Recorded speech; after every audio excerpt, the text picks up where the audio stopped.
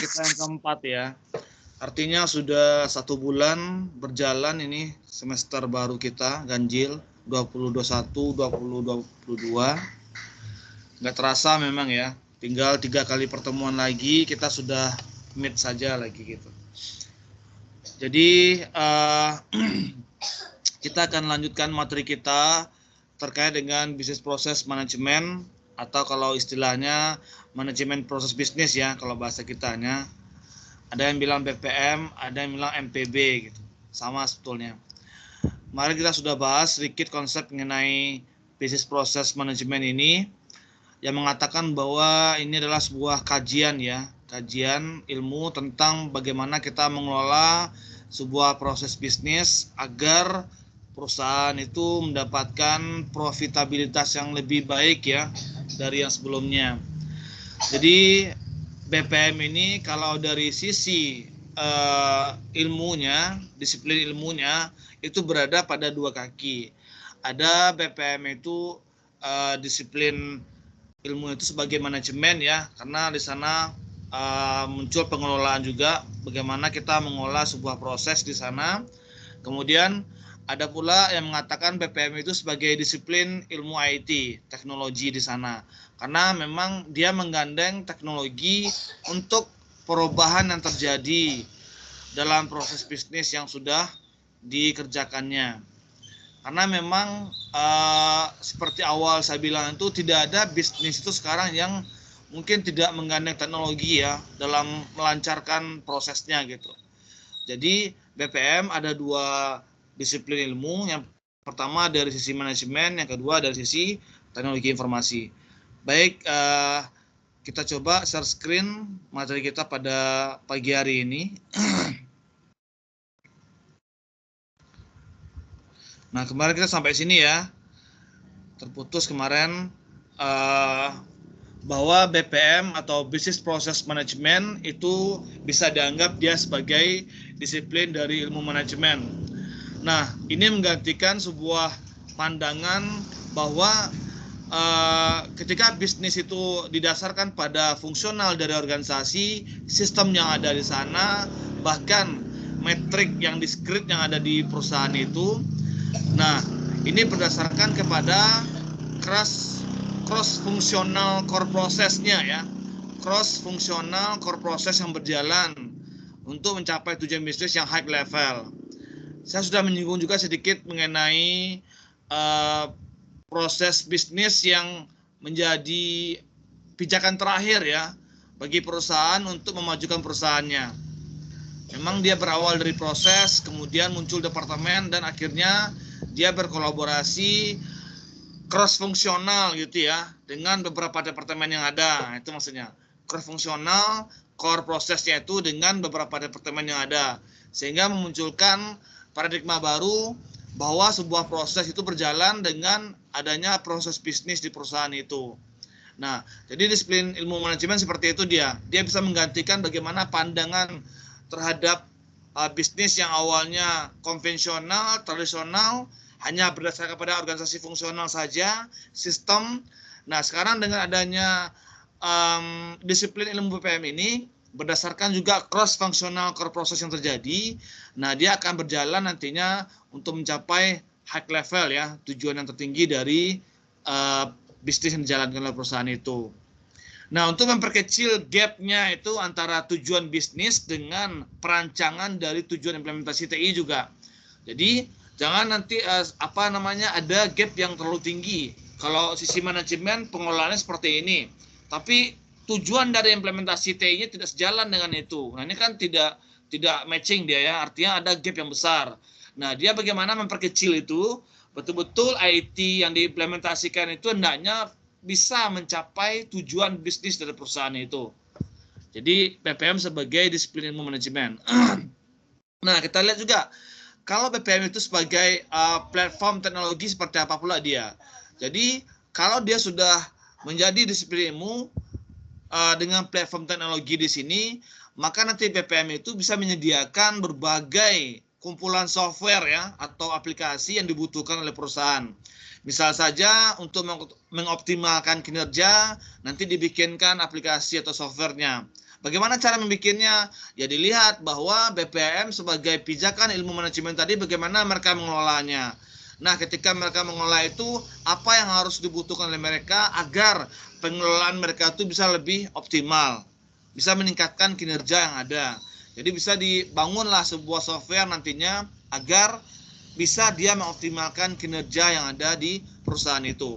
Kemudian kedua, juga bisa merealisasikan tujuan kinerja tadi. Jadi bagaimana kita mengimplementasikannya agar kinerja tadi itu mencapai tujuannya. Ada software juga nanti yang bisa kita rancang, yang kita butuhkan, ini bisa terjadi juga nantinya gitu. Kemudian dia bisa menghubungkan juga antara data dan proses. Ini jelas ya. Jadi bahwa ketika bisnis berproses pasti ada data-data atau informasi yang akan mengikuti proses tadi itu. Nah, agar bisa terhubung kita juga bisa membangunkan aplikasinya untuk itu nantinya. Karena dia dianggap sebagai platform teknologi di sini. Nah, yang paling penting ini dia bisa mengotomatisasi ya, mengotomatisasi kemudian memonitoring atau memantau bagaimana aktivitas pada proses yang terjadi. Mungkin ketika dia dijalankan hanya sebagai prinsip manajemen di sini, kita belum bisa melihat bagaimana aktivitas proses itu terjadi. Karena memang kita masih berada pada satu sisi pandangan, yaitu pengelolaannya saja. Nah, dengan adanya platform teknologi, maka BPM mendukung sekali dalam mengotomatisasikan, juga bisa memonitor atau memantau bagaimana pergerakan gitu ya, aktivitas proses yang terjadi di sini. Nanti ada namanya manfaat BPM itu visibility dia, global visibility. Bisa melihat nanti bagaimana proses yang terjadi itu di sana. Nah, kemudian juga bisa menyediakan sebuah platform nantinya untuk peningkatan kinerja yang cepat. Sama ya, awalnya dioptimalkan bagaimana kinerjanya, kemudian direalisasikan untuk mencapai kinerja tadi itu, kemudian dia akan menciptakan sebuah platform untuk peningkatannya lagi. Sudah optimal, sudah mencapai tujuannya, tentu ditingkatkan lagi kinerja itu agar lebih cepat dia. Nah, kita lihat di sini. Tadi bicara masalah cross functional proses, core prosesnya ya, seperti apa. Ini kemarin sudah dijelaskan. Misalnya ada proses A. Proses A itu akan cross functional dia dengan tiga departemen yang ada misalnya, yaitu manufacturing, customer service, dan sales misalnya. Atau mungkin proses D mungkin. Dia meng-cross fungsional semua proses-proses yang terjadi di departemen itu. Mulai dari supply chain, finance, manufacturing, customer service, sales misalnya. Nah, begitu.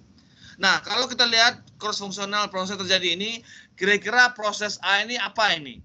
Proses bisnis apa kira-kira ini? Dia menggabungkan manufacturing, customer service, sama sales. Ada nggak yang tahu ini?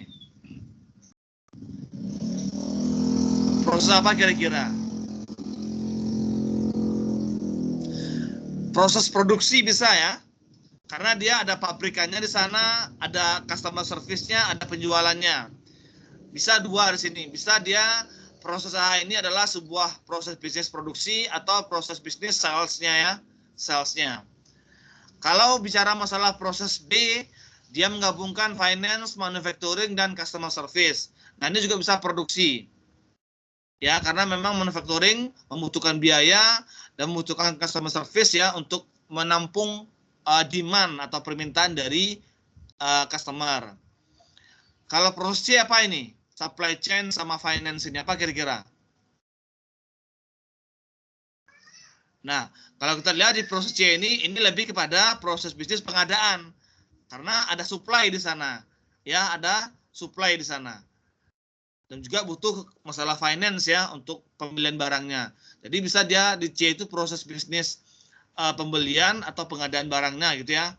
Nah, kalau proses D ini lebih komplit ini. Proses D ini bisa dia proses bisnis penjualan ya, penjualan dan pembelian ini. Dua proses yang berjalan langsung. Penjualan dan pembelian serta produksi ya, 3. Jadi begitu dia, ada cross fungsional proses yang terjadi ketika BPM itu sebagai platform teknologi informasi di sana. Nah, ternyata ketika masalah cross fungsional ini bekerja, ada beberapa hal yang timbul ya. Dikatakan sebuah masalah dia, pertama mungkin akan terjadi yang namanya ketidakefisienan di sini, karena memang ada beberapa departemen mungkin yang tidak ada cross fungsionalnya. Mereka berdiri sendiri gitu ya, sehingga tidak efisien dalam merangkul sebuah atau bergabung dengan sebuah proses bisnis yang ada. Juga dia terkesan kaku ini, atau statis gitu ya, tidak dinamis, karena memang tergantung kepada masing-masing bisnis proses yang berjalan gitu. Sementara untuk bisnis proses lain tidak bisa. Cross fungsionalnya hanya satu bisnis proses atau dua gitu ya. Tidak bisa terlalu banyak di sana mencampurkan semua proses yang ada itu. Adanya kekurang patuhan terhadap kontrol yang terjadi ya di perusahaan itu. Nah, ini juga lemahnya visibility. Jadi bagaimana kita melihat proses memantaunya, memonitoringnya itu akan menjadi cukup rumit karena memang banyak gitu ya proses yang melibatkan beberapa departemen tadi, sehingga pemantauan atau monitoringnya menjadi agak susah ini, yang menyebabkan lemahnya visibility tadi itu. Kemudian juga bisa lamban dalam menangani perubahan. Karena terkait ya, terintegrasi satu sama lainnya. Kalau ada satu berubah, yang lain itu belum tentu bisa berubah dia. Dia kalau ada perubahan ya terhadap proses terjadi, maka change proses itu akan semuanya terjadi, tapi dengan proses yang cukup lambat di sini. Itu masalah-masalah mungkin yang timbul ketika cross functional core process terjadi gitu ya. Nah, di sini BPM bisa memberikan ya manfaat strategis bagi perusahaan itu. Yang pertama, agility. Dengan menerapkan business process management atau pengelolaan terhadap business proses yang lebih baik, maka perusahaan akan lebih agile dia. Agile itu lincah ya, dia akan dinamis sekali dalam menghadapi berbagai tantangan, menghadapi berbagai perubahan yang terjadi. Dia lebih agility. Kemudian business integration, jelas bahwa dengan adanya pengelolaan bisnis proses yang lebih baik, semua bisnis yang ada di perusahaan itu bisa diintegrasikan. Mulai dari depannya, dari hulu ya, yang terkait dengan partner mungkin, vendor, sampai kepada hilirnya yang terkait dengan customer, itu akan bisa diintegrasikan satu bisnis prosesnya itu. Kemudian tadi global visibility. Jadi pemantauannya itu bisa dilihat tidak hanya pada satu proses bisnis saja, tapi secara global visibility ya bisa dilihat. Hal ini tentu akan bermanfaat bagi perusahaan dalam mengatur nanti bagaimana perencanaan strategis berikutnya ya, jangka panjang dari perusahaan itu. Karena memang bicara masalah bisnis proses itu tidak akan ada perubahan tiap sebentar itu. Dia jangka panjang sifatnya. Makanya dia lebih kepada strategis bisnis perusahaan itu. Ya. Jadi ini mungkin banyak lagi manfaat yang ada, saudara bisa cari nanti dalam bentuk latihannya ya, dan jelaskan nanti bagaimana pemanfaatan ini bagi perusahaan. Kemudian kita lihat di sini ada beberapa prinsip dalam BPM. Yang pertama adalah bahwa seluruh aktivitas atau pekerjaan itu adalah terkait dengan bisnis ya, tidak ada yang tidak dengan bisnis. Karena memang bicara masalah proses bisnisnya gitu ya. Kemudian juga sedikit proses lebih baik katanya dibandingkan tidak ada proses sama sekali. Nah, jadi jarang juga ya kalau bicara masalah bisnis tidak ada proses yang terjadi di sana. Ya walaupun walaupun di online ya, tapi setidaknya ada pergerakan ya, ada pergerakan proses di sana. Kalau dia konvensional jelas itu bahwa dia semuanya bergerak ya. Mulai dari supply terhadap barangnya itu manual, konvensional semuanya, kemudian dia sampai kepada customer juga, customer datang ke tokonya itu atau ke perusahaannya itu. Tapi dengan adanya online system seperti ini atau menggandeng teknologi dalam menciptakan prosesnya, nah seolah-olah tidak ada pergerakan gitu kan. Kita stuck di sini tapi proses tetap berjalan. Makanya tadi dibilang bahwa sedikit proses lebih baik dibandingkan tidak ada proses sama sekali gitu. Itu pada prinsipnya bisnis proses itu. Kemudian proses yang lebih baik ya, proses baik lebih baik daripada proses yang buruk. Nah, jelas ya bahwa dengan adanya pengolahan bisnis proses yang terjadi itu akan lebih baik gitu. Kemudian juga satu proses katanya lebih baik daripada banyak proses. Nah, itu karena setiap proses yang terjadi itu kan butuh biaya ya, butuh pergerakan, butuh biaya yang terjadi. Jadi terlalu banyak nanti proses yang bergerak di sana yang berjalan, tentu akan banyak pengeluaran juga. Maka di sini dikatakan prinsip BPM itu kalau sudah dia dikelola dengan baik, satu proses katanya lebih baik, tapi dia satu proses tadi itu memang mewakili gitu ya setiap proses yang terjadi di masing-masing departemen tadi itu atau cross fungsional tadi itu, sehingga katanya lebih baik daripada banyak proses. Kemudian proses yang baik tentu harus dilakukan dengan efektif ya. Artinya efektif di sini bisa diperlihatkan nanti bagaimana performan atau kinerja dari perusahaan itu. Efektif bukan bicara masalah biaya ya, tapi bagaimana kinerja atau performan dari perusahaan. Kemudian proses yang baik tentu dapat terus diperbaiki. Kita mengakui bahwa sebuah sistem itu memang tidak ada yang sempurna, tapi mengarah kepada kesempurnaan ada, bahwa tidak ada atau sedikit defeknya atau kecacatan atau kerusakan terhadap proses yang terjadi di sana.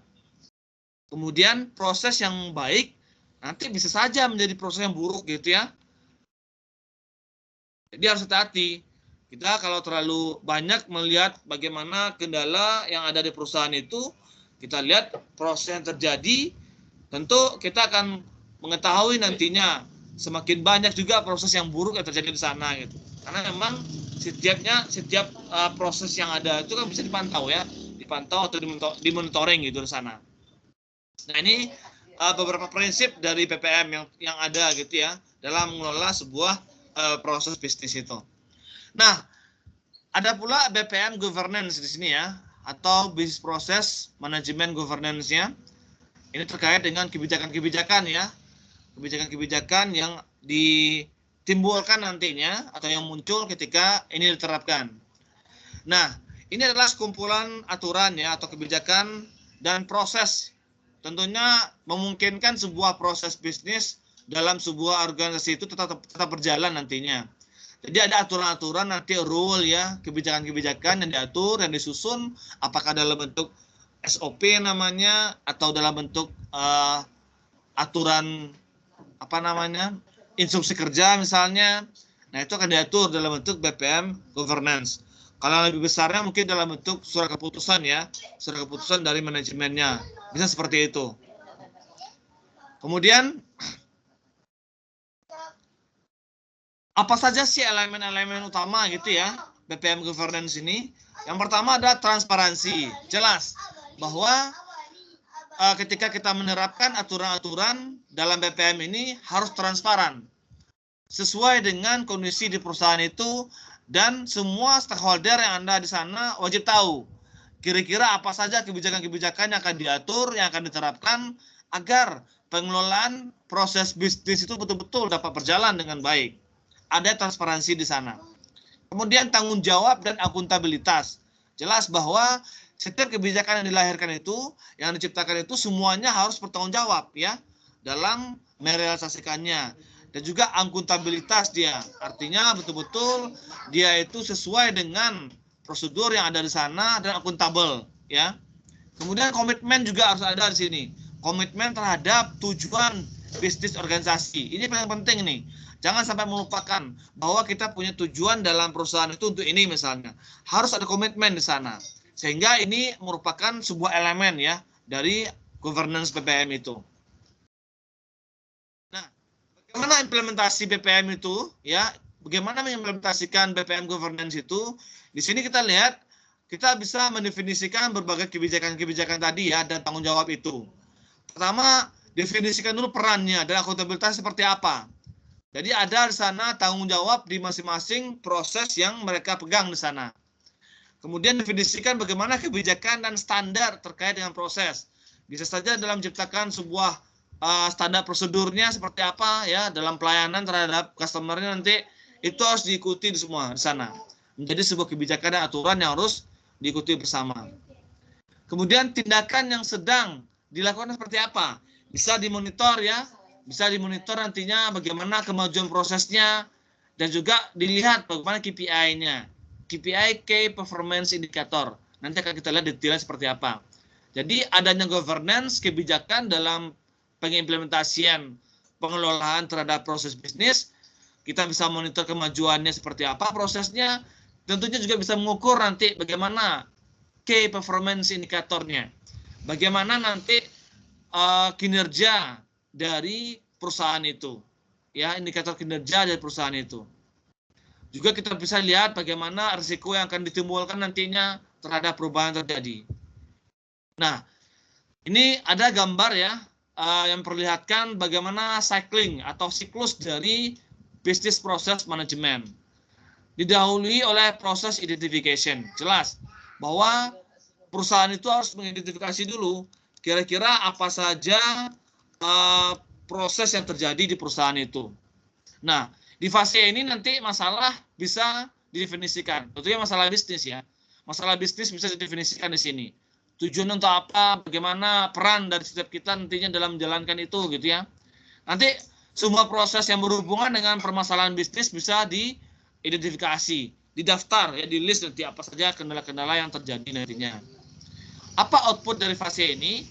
Outputnya adalah akan lahir nanti sebuah arsitektur proses baru ya, atau update nanti yang menyediakan bagaimana semua dari proses-proses yang ada dalam sebuah organisasi itu bisa terhubung, ada hubungannya satu sama lainnya, bisa integrated ya satu sama lainnya.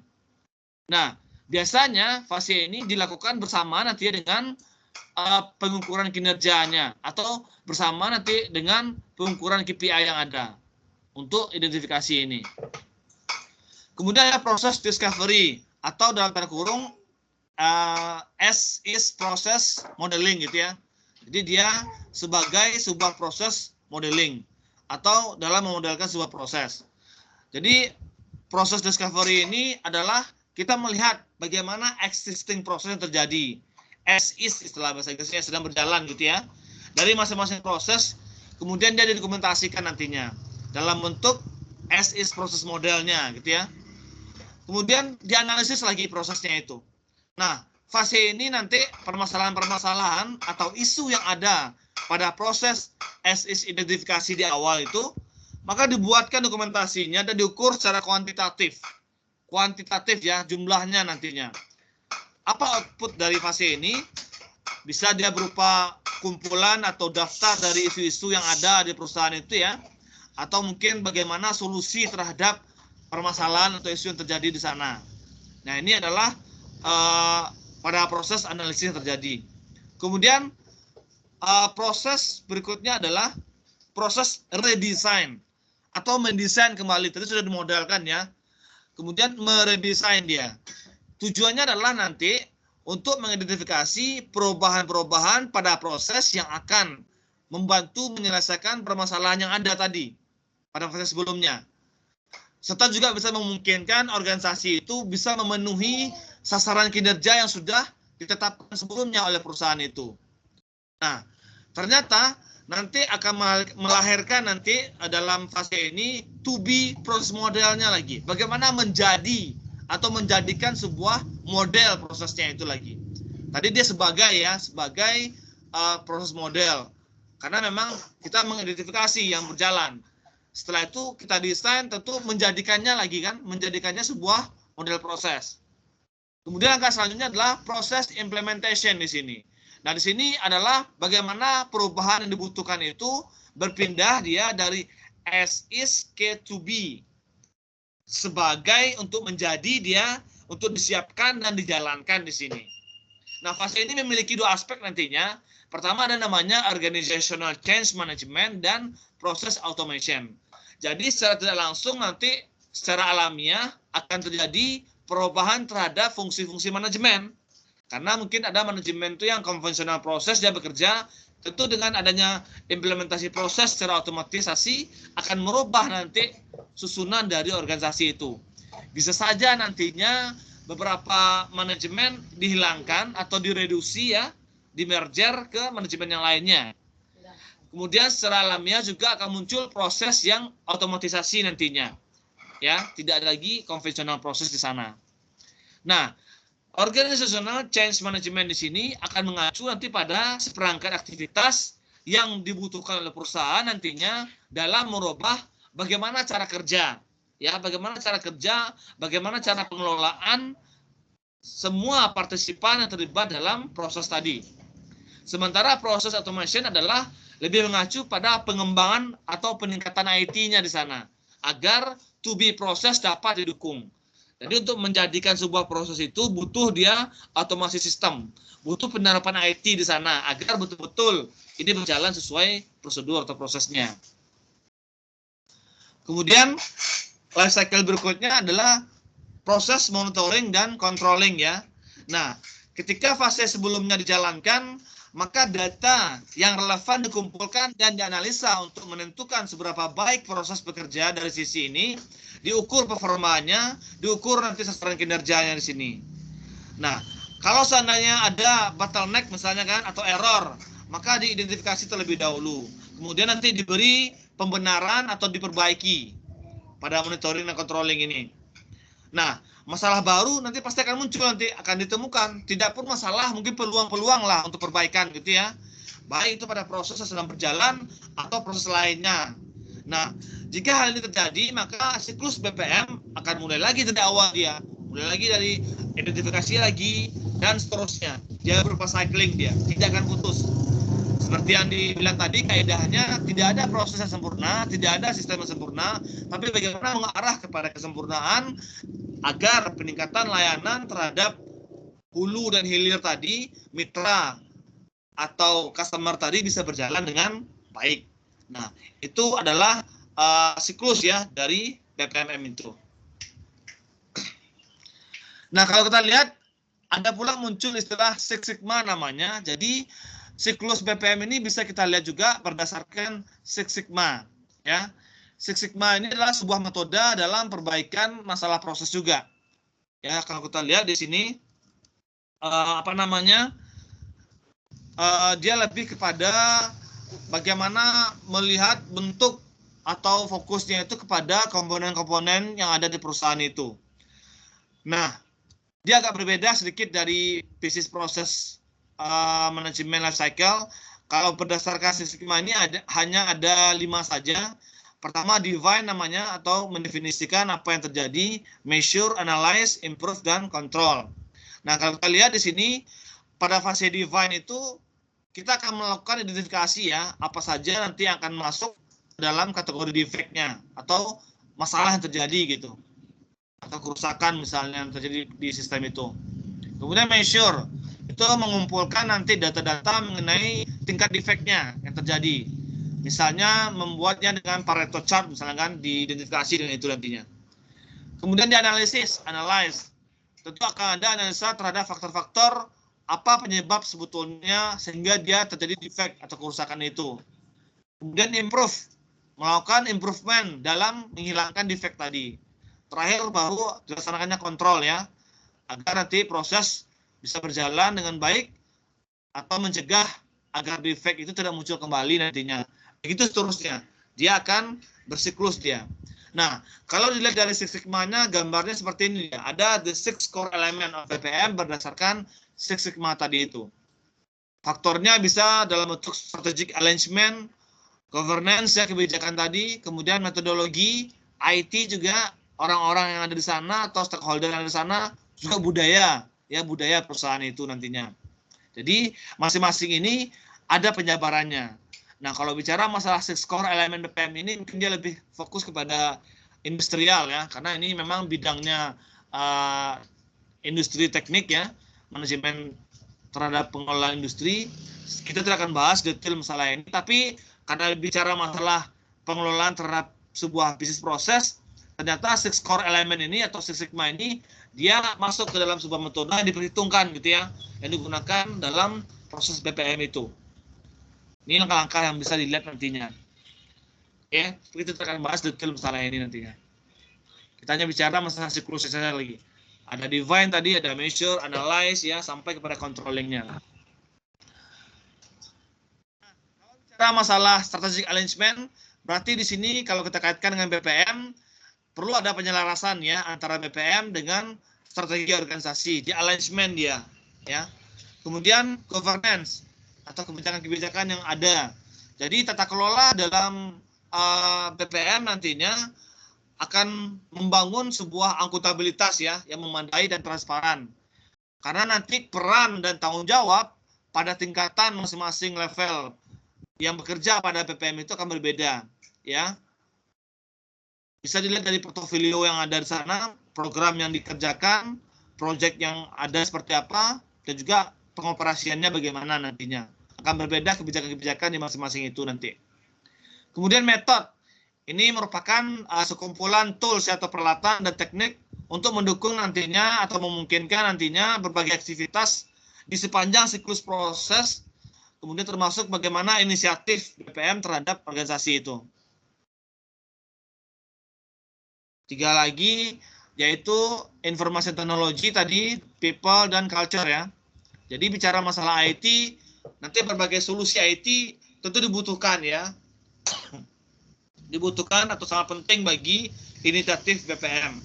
Karena tadi dibilang bahwa output BPM itu adalah bagaimana adanya otomatisasi dan change management di sana. Maka solusi IT sangat penting bagi inisiatif BPM. Kemudian orang-orang yang akan terlibat nantinya.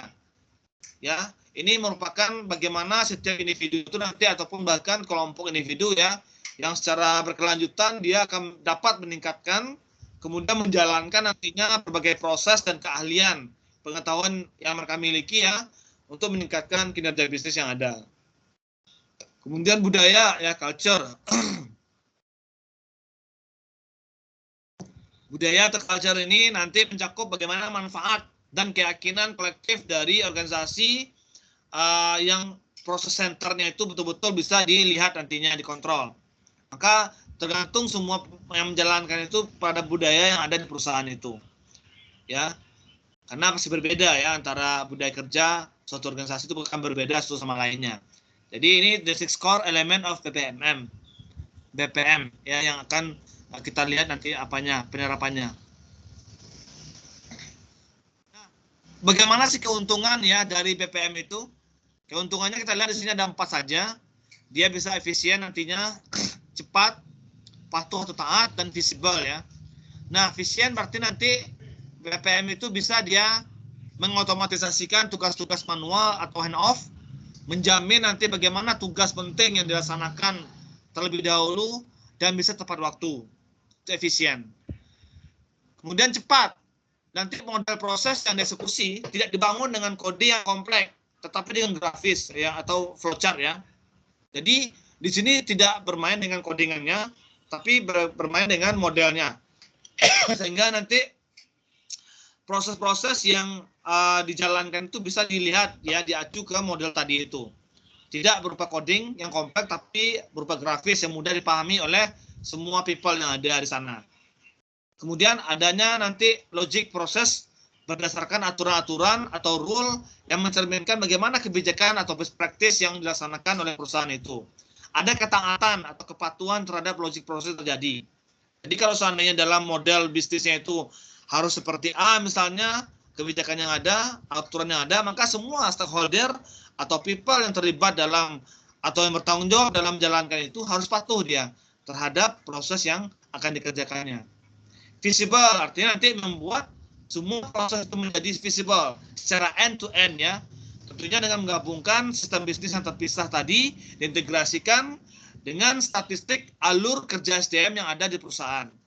Kemudian nanti bisa menampilkan bagaimana indikator dari kinerja yang ada pada perusahaan itu dalam bentuk dashboard manajemen dan administratif. Jadi transparansi semuanya bisa dilihat, dimonitoring ya oleh semua yang bertanggung jawab pada proses bisnis itu. Jadi 4 keuntungan ini kalau diterapkan oleh perusahaan akan dicapai nantinya. Kalau betul-betul ada azas kepatuhan dan ketaatan dalam menerapkannya. Memang sih ini butuh effort yang tinggi ya untuk semua yang terlibat. Tidak hanya komitmen dari manajemen, tapi komitmen semua stakeholder yang ada.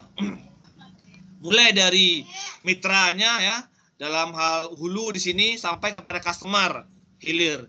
Tengah-tengahnya adalah pegawai yang bekerja atau operatornya yang akan mengoperasionalkan itu nantinya. Nah, kita lihat bicara masalah KPI tadi. Jadi dalam slide saya ini hanya ada 3 ya, hanya ada 3 komponen besar atau subtema di sini. Pertama, penjelasan terhadap BPM secara konsep dan bidang keilmuan. Yang kedua, kita nanti tadi bicara masalah 6 core ya, atau metode, salah satu metode yang dipegang oleh BPM untuk penerapannya, yaitu Six Sigma. Yang ketiga adalah KPI ini, karena outputnya adalah kita bisa mengindikasi bagaimana kinerja dari perusahaan itu dalam bentuk Key Performance Indicator namanya. Nah, Key Performance Indicator ini adalah sebuah ukuran ya yang bersifat apakah kuantitatif atau kualitatif yang bisa digunakan nantinya untuk mengkaji atau meninjau bagaimana kemajuan terhadap perusahaan itu. Apakah sudah mencapai tujuannya atau belum? Atau seberapa persen dia bisa mencapai tujuan yang sudah ditetapkan oleh perusahaan itu. Nah, itu KPI. Nah, ini biasanya digunakan untuk memonitor, ya, memonitoring kinerja perusahaan atau kinerja departemen atau proses atau mesin atau peralatan yang ada di sana. Jadi tidak hanya pada orang-orang ya untuk kinerja ini, tapi juga mesin atau peralatan yang ada di sana juga diukur semuanya. Karena tadi kan tidak hanya kualitas. Kalau kualitas berarti ya quality ya, performan dari SDM yang ada. Tapi kalau kuantitas atau quantity itu lebih kepada berbagai perlengkapan atau mesin yang digunakan dalam menjalankan itu. Jadi seberapa besar gitu ya pengaruh mesin itu terhadap kinerja produksi perusahaan itu sendiri nantinya. Kemudian KPI harus fleksibel ya dan mencerminkan perubahan terhadap tujuan dari organisasi yang diatur itu. Nah, apa saja syarat dari KPI itu? Syaratnya cuma 5 ya. Dikenal dengan istilah SMART di sini. SMART ya, specific, kemudian measurable, achievable, relevant, dan timely. Nah, jadi setiap kinerja dari perusahaan itu diukur bagaimana spesifikasinya, bagaimana measurable-nya, achievable kah dia, relevan kah dia, timely kah dia gitu. Dilihat dari 5 persyaratan ini. Nah, spesifik maksudnya adalah bahwa KPI perlu lebih spesifik terhadap tugas masing-masing personal yang ada di perusahaan itu. Jangan terhadap proses yang terjadi, tapi personal masing-masingnya. Karena kan bicara masalah KPI kan tadi dibilang tidak hanya masalah kualitas, tapi kuantitas ya. Berapa orang yang bekerja di sana, bagaimana kualitas dari seberapa banyak orang bekerja itu. Contoh misalnya, harus ada nanti penjelasan yang jelas kapan nanti seseorang karyawan itu dinyatakan sukses dalam hal kinerja dia. Harus ada indikatornya. Apakah kedisiplinannya, apakah output yang dihasilkan dalam kerjanya, apakah pelayanannya terhadap konsumennya, waktu dia dalam mengerjakan itu gitu ya. Itu harus diukur sesuai dengan spesifik yang lebih jelas gitu di sana. Contoh lain misalnya memiliki pengaruh terhadap kinerja pekerjaan yang sukses. Yang membedakan nantinya antara pekerjaan yang efektif dan yang tidak efektif. Nah, itu dia. Apakah efektif dia atau tidak efektif dia bisa diukur dari spesifik yang ada dalam SMART itu. Kemudian fokus pada perilaku itu sendiri daripada atribut-atribut personal ya. Seperti misalnya attitude to customer, bagaimana perilaku terhadap customer gitu. Itu spesifik, lebih jelas dia ya. Kinerja yang diukur itu. Kemudian measurable. Measurable artinya KPI itu harus dapat diukur. Artinya quantity di sini. Kalau quality mungkin agak susah diukur ya, tapi quantity pasti bisa diukur. Karena dia angka di sini ya. Angka-angka ada hitung-hitungannya. Achievable. Artinya pencapaiannya itu harus realistis. Jangan nanti direncanakan 20, tapi pencapaian yang ingin diharapkan karena ingin KPI-nya tinggi dibuatkan 100, kan enggak realistis jadinya. Jadi pencapaian KPI itu harus realistis sesuai dengan kondisi dari perusahaan itu. Relevan artinya bahwa karyawan harus benar-benar dia paham bagaimana KPI induk ya. KPI induk dalam hal ini adalah KPI dari perusahaan atau organisasi itu. Nanti kan setelah KPI perusahaan itu disebar ya, KPI berdasarkan departemen atau bidang masing-masing. Kemudian KPI berdasarkan bidang itu akan dibagi lagi. KPI berdasarkan personalnya nanti yang bekerja. Jadi harus betul-betul relevan ini. Mulai dari buttonnya, dari bawahnya, dari karyawannya, kemudian dari departemennya. Departemen nanti mengacu kepada KPI organisasi. Sama seperti kita di UNAN ini saya contohkan. Jadi KPI UNAN itu akan merujuk kepada KPI Menteri. Menteri apa? Tentu Menteri Kebudayaan, Ristek Dikti ya. Kemdikbud Ristek Diktinya. Nanti Kemdikbud Ristek Dikti itu punya ada KPI. KPI-nya itu adalah nanti ukuran kinerja kementerian dia itu kepada presiden. Pertanggungjawabannya kepada presiden nantinya. Kemudian dikejawantahkan ke unit satuan kerja ya. Satuan kerja sini adalah universitas-universitas atau institusi. Kemudian nanti masing-masing universitas itu akan men-share juga, menyebarluaskan juga nanti KPI dari perusahaan dalam hal ini universitas ya UNAN akan menyebar ke departemen. Nanti departemen atau fakultas itu akan menyebar pula ke jurusan. Masing-masing jurusan nanti ke dosen-dosennya. Nah, apakah terkait dengan penelitian, ya, pengabdian masyarakat, kemudian pendidikan atau pengajaran. Jadi masing-masing dosen itu akan diukur kinerjanya nanti. Kemudian bagus atau tidak kinerja dosen itu akan mempengaruhi kinerja jurusan. Kemudian bagus atau tidaknya kinerja jurusan akan berpengaruh terhadap fakultas.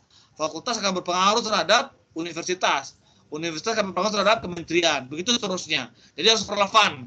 Tidak boleh personal berbeda dia KPI yang akan dikerjakannya dengan organisasi di perusahaan itu. Terakhir, timely. Jadi KPI itu memiliki time frame ya yang memadai atau kerangka waktu yang betul-betul cukup terhadap pelaksanaan pengerjaan atau pengimplementasian dari KPI itu.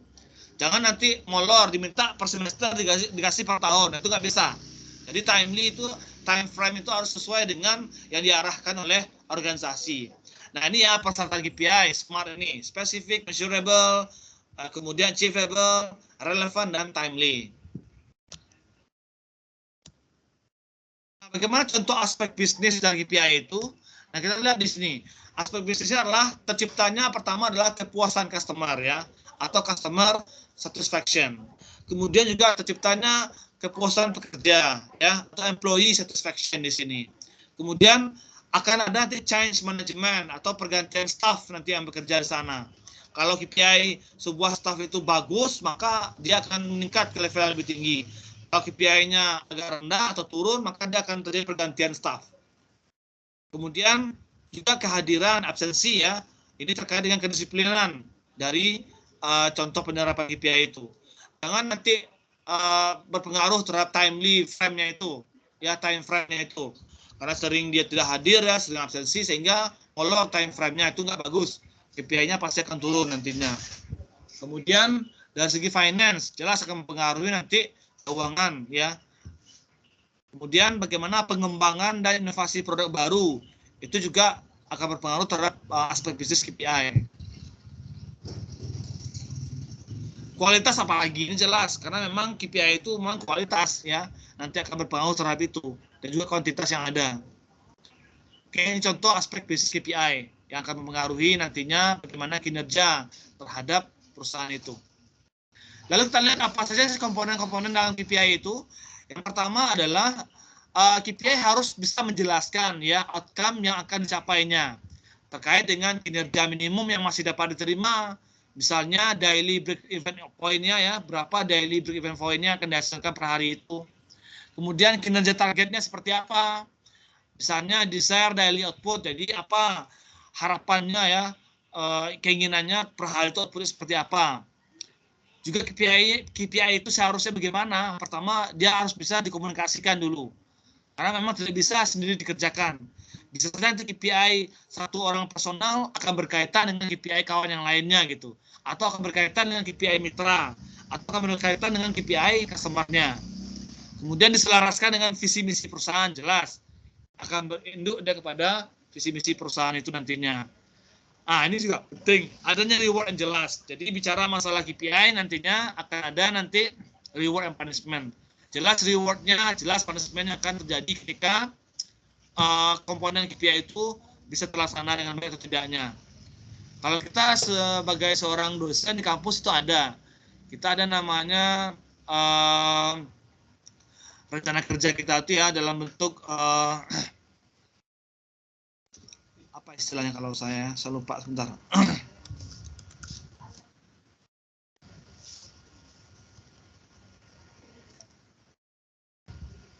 Oh ya, SKP. Kalau di dosen istilahnya SKP, sasaran kinerja pegawai.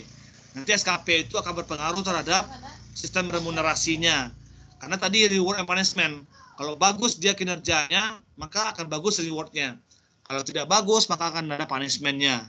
Ya, begitu dia. Nah, kita lihat contohnya ya. Contohnya ini measure in isolation-nya, behavior-nya, kemudian outcome yang akan dihasilkan. Misalnya production output misalnya. Secara behavior-nya dia akan menciptakan lebih ya. Maka outcome-nya tentu akan menjadi overproduction dia. Jadi itu nggak bagus juga. Kemudian machine efficiency. Behaviornya nanti run machine longer, kemudian run in most efficient sequence for machine-nya. Apa outcome-nya? Akan ada nanti unnecessary stock ya, stok-stok yang tidak dibutuhkan atau customer order late ya. Jadi akan terjadi hal seperti itu. Sampai nanti bagaimana cash flow dari performa itu. Akan terjadi nanti pay supplier as late as possible, maka supplier deliver unreliable nantinya. Ya, tidak reliable terhadap deliver supplier kepada kita. Jadi measure isolation itu akan dapat dilihat nanti berdasarkan perilaku yang ada dan output yang akan dikeluarkan. Ini contoh misalnya penerapan KPI-nya. Nah, bagaimana menentukan KPI tadi itu? Yang pertama adalah setiap perubahan harus memiliki KPI dulu. Di awal, kemudian di monitoring di tengah-tengah, kemudian dilihat di hasil akhirnya outputnya seperti apa. Nah, di sini kita lihat ada baseline-nya, ada baseline dari measurement-nya di sini yang akan diberikan dalam membangun standar performance ya, atau dalam memulai standar performanya nantinya. Kemudian nanti measure itu akan dikembangkan to track the teams ya, kepada tim, kinerja tim ya, kepada kinerja tim nantinya. Jadi personal, kemudian tim gitu ya. Kemudian nanti measure establish that can highlight any variability. This can assist in future diagnosis. Jadi dengan begitu nantinya kita bisa melihat bagaimana highlight ya dari any variability yang ada di perusahaan, dan juga bisa membantu nantinya mendiagnosis bagaimana ke depannya ini perusahaan kita ini mau dibawa kemana nanti kalau KPI-nya seperti ini gitu. Kemudian juga ada reward and recognition can be effectively implement ya. Jadi reward dan pengakuan bisa nanti lebih efektif diimplementasikan ya kepada masing-masing yang menjalankan KPI tadi itu. Nah, contoh lagi misalnya finansial ya, finansial misalnya biaya. Contohnya ada material cost di sini, ada labor cost, operational cost, sampai number of project completed on time and on budget. Kemudian revenue-nya apa? Dari sales ya, gross margin, return on asset or investment, product profitability. Jadi ada biaya yang dikeluarkan KPI-nya oleh perusahaan dalam bentuk ini contohnya ya, biaya material, biaya labor, biaya personal, inventory, dan seterusnya. Juga nanti KPI-nya bisa diukur dari revenue atau keuntungan yang dihasilkan. Bisa dari salesnya, dari gross margin-nya, atau product profitability-nya. Kemudian team metric, overtime, ya, material cost, revenue generated by team, dan seterusnya. Jadi contohnya seperti itu bisa dilihat. Nah, ini contoh KPI ya yang lebih real. Ada nanti indikator-indikator yang akan menjadi kuesionernya atau pertanyaannya. Nanti masing-masing yang akan mengukur KPI-nya itu akan menjawab yes or no-nya nantinya. Dengan begitu akan ada poin-poin masing-masing jawaban itu. Sehingga nanti masing-masing poin itu bisa diukur nanti bagaimana kinerja mereka masing-masing. Contoh misalnya, the production team will achieve as 10% reduction in reward within 6 months. Jadi tim produksi akan achieve ya sebesar 10% gitu. Bisa dia mereduksi reward dalam 6 bulan. Ya, pekerjaan kembali reward dalam 6 bulan. Yes or no gitu. Jadi jawabnya yes, correct katanya. Maka this is KPI smart, itu sesuai ya dengan persyaratan tadi. Bisa ada spesifikasinya, ada measurable-nya, ada achievable-nya, ada relevan dan timely-nya. Ini relevan ya. It is relevant to a production team katanya. It is clear what has to be achieved. When it has to be achieved and it can be measured kata. Jadi bisa diukur juga katanya kan. Nah, kemudian ada pertanyaan kedua. We will achieve market share growth katanya. Bagaimana jawabannya? Di sini jawab no. Benar. Karena apa? Karena market share growth can be used to indicate performance, but the KPI is not specific katanya. Jadi dia bisa diukur bagaimana tingkat pertumbuhannya itu, tapi berapanya nggak jelas. Kalau di atas kan jelas ya, 10% katanya akan bisa mereduksi in reward dalam 6 bulan. Jelas time-nya, ya kan? Jelas time frame-nya, jelas achieve-nya berapa yang akan diperoleh ya, 10% katanya. Tapi kalau hanya we will achieve market share with growth katanya. Jadi hanya mendapatkan market share yang meningkat, tapi berapa meningkatnya nggak jelas, ya. But this not KPI katanya, not specific, ya. Kemudian it does not have a specific measure. Tidak ada ukuran yang jelas di sana yang spesifik. Kemudian it does not give a time to achieve, ya. Tidak ada waktu pula. Time frame juga nggak ada di sini.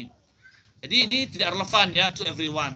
Nah, ini contoh pengukuran KPI. Jadi itu harus ada angka-angkanya ya untuk mengukur itu. Nah, inilah materi kita pada hari ini sebelum kita masuk ke notasi dalam bisnis proses. Jadi setelah ini akan bicara masalah sistem lagi nanti. BPM ya, bisnis proses model bisnis proses manajemen, kemudian nanti bisnis proses manajemen sistemnya. Terakhir nanti baru ke notasinya ya. Jadi sistem setelah ini habis itu notasi. Nanti kita akan banyak bicara masalah notasi nantinya. Di BPM ini kita akan bicara masalah tugas besar juga ya. Bagaimana menotasikan sebuah jalannya proses bisnis di perusahaan itu dalam bentuk BPMN itu. Oke. Saya kira ini yang dapat saya sampaikan pada pagi hari ini ya. Kemarin nggak ada latihan, nah sekarang tentu ada latihan lagi ya untuk mengganti self pace kita atau bekerja sendiri ya atau belajar sendiri di rumahnya nanti. Namun sebelum saya tutup, ada pertanyaan sampai di sini terkait dengan BPM ini. Saya simpulkan ya, 3 saja sub materi kita. Pertama bicara masalah konsep tadi, BPM itu dipandang dari 2 sisi ilmu, bisa dia manajemen, bisa dia IT ya, platform IT di sana. Kemudian nanti dia menggandeng sebuah metode yang namanya Six Core Sigma ya, atau Six Sigma. Komponen-komponennya itu berdasarkan kepada Six Core Sigma tadi itu. Kemudian hasil atau output dari bisnis proses manajemen ini akan menghasilkan sebuah KPI namanya Key Performance Indicator. Bagaimana mengukur sebuah indikator kinerja dalam perusahaan itu. Apakah dalam bentuk quantity atau quality yang ada. Tiga itu materi penting kita pada hari ini. Nah, besok kita akan bahas perihal bisnis proses manajemen sistemnya lagi. Baik, ada pertanyaan sampai sini? Silakan Nadila. Pak, nanti boleh di-share PPT-nya, Pak. Soalnya dari tadi share screen Bapak kayak nge-lag gitu, Pak. Tegang dia ya? Iya, Pak. Jadi ketinggalan terus share screen-nya, Pak. Kadang nggak muncul, Pak. Iya ya, carikan kali ya. Saya nggak lihat juga karena yang di saya sih lancar-lancar aja gitu ya. Perubahan dari slide itu. Tapi nggak apa-apa. Sebetulnya materi ini sudah ada juga di MS Team ya. Saya upload di sana di MS Team dengan grupnya proses bisnis 01 ini. Tapi nanti akan saya share juga di WhatsApp lah ya, biar lebih gampang. Directnya langsung nanti nyampe ke masing-masing kita ya. Sambil nanti saya kirim juga tugas harian. Baik, terima kasih Nadila. Ada lagi yang lain silakan. Terima kasih, Pak. Oke, saya download partisipannya ya. Kita hadir sekitar 44 orang nih. Pak Lima dengan saya. Pertemuan keempat ya. Jadi 3 pertemuan lagi ya. Besok bicara masalah BPMS. Kemudian pertemuan ke-6 nanti baru BPMN. Nanti pertemuan ke-7 saya akan kasih tugas besar. Tugas besar nanti akan kita diskusikan setelah UTS. Tugas besar ada sekitar lebih kurang waktunya 3 minggu itu. Nanti bisa terjun ke lapangan atau studi literatur juga boleh gitu ya. Dalam mencari objek yang nanti. Karena tugas besarnya penting ini untuk nambah pengetahuan untuk KP nantinya atau untuk TA. Karena sebenarnya awal kan ada analisis dan desain ya. Jadi per tahap analisis itu bicara masalah bisnis proses dulu. Bagaimana existing bisnis prosesnya, gambarkan dengan BPMN katanya kan. Kemudian nanti setelah tahu BPMN-nya nanti di list fungsionalnya. Bagaimana pergerakan aktor masing-masing bisnis proses itu. Ya, jadi saya mengantarkan betul-betul fokus kepada proses bisnisnya. Tanggal sekarang 21 ya, 9. Oke, silakan diaktifkan sebentar videonya ya, saya ambil ini ya. Gambarnya untuk bukti hadir kita. Saya dapat informasi dari berita ini ya, majalah ini Genta Andalas ya. Pernyataan WR1 mungkin setelah kalau tidak ada peningkatan yang signifikan ya terhadap COVID ini, setelah UTS akan ada proses pembelajaran tatap muka ya. Dan itu katanya diutamakan untuk angkatan 20 loh. Jadi insya Allah angkatan 20 mungkin akan ada yang offline-nya. Kalau nanti kondisi kita di Padang ini tidak meningkat ya. Atau misalnya stuck seperti ini atau penurunan boleh. Tapi kalau peningkatan itu kan merubah lagi kebijakan yang ada. Saya nggak tahu, diambil BP20 kata WR1 ya. Karena emang nggak tahu juga ya. Kenapa nggak BP21 yang baru gitu ya. Dia perkenalan lingkungannya lebih ini. Karena memang perintah rektor PP20 katanya. Kalau memang iya, berarti kita akan ketemu nanti offline ya, setelah UTS itu. Mudah-mudahan, karena saya sudah juga sangat rindu masuk lokal, kan dalaman masuk lokal. Seperti apa lokal sekarang? Mungkin udah tebal ini debunya kali ya. Nggak ada pernah buka-buka. Baik, sambil ini ya, gambarnya 1, 2, 3. Terima kasih ya. Kita akhiri perkuliahan kita pada hari ini. Sebentar lagi akan saya kirimkan latihan kita, latihan harian.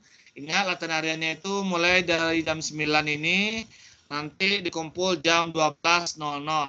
Seperti biasa, boleh satu kertas itu 2 orang maksimal ya. Kemarin berapa? 3 ya? 2 ya? Boleh 2 orang maksimal dalam satu. Berapa? Kemarin 3 orang. 3 orang ya? Coba deh saya lihat dulu ya. Rasanya 2 kalau proses bisnisnya. Latihan harian, oke. Saya lihat contoh ya.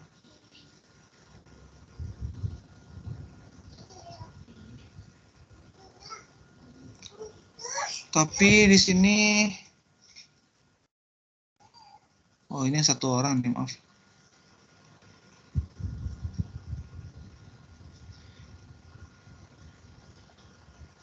Kebanyakan 1 orang ya.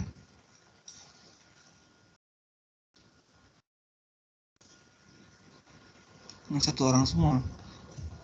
Proses bisnis. Oh ya 2 orang nih, 2 orang teman ya. Jadi maksimal 2 orang lah ya dalam satu kertas itu ya. 2 orang nanti selesainya jam 12.00 paling lambat saya terima. Oke ya. Baik, saya akhiri perkuliahan kita pada pagi hari ini. Terima kasih. Assalamualaikum warahmatullahi wabarakatuh. Waalaikumsalam warahmatullahi wabarakatuh. Oke, sama-sama. Saya live ya.